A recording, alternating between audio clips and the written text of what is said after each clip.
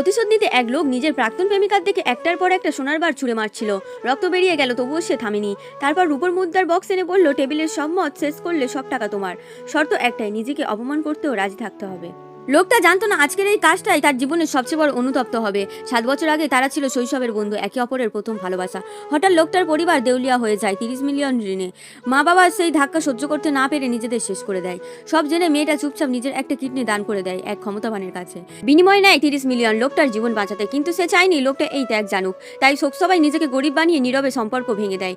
ভালোবাসা বদলে যায় ঘৃণায়। 7 বছর পর মেয়েটা একাই বড় করে তার সন্তানকে, রিস্কা চালিয়ে কোনো মতে বাঁচে। অতিরিক্ত পরিশ্রমে তার বাকি কিডনিটাও নষ্ট হয়ে যায়। ডাক্তার বলে আর 3 মাস। মেয়ের অপারেশনের টাকার জন্য সে এক নামী ক্লাবে কাজ নেয়। সেদিনই তার সামনে আসে সেই পুরুষ যে আজ অন্য কাউকে বিয়ে করতে চলেছে।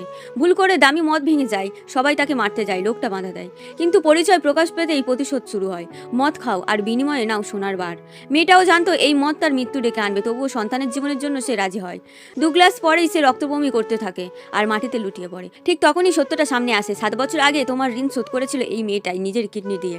লোকটার হাত কাঁপতে থাকে, কথা বেরোয় না, কারণ যাকে সে ধ্বংস করলো সেই নারীই ছিল তার জীবনের সবচেয়ে বড় ত্যাগ।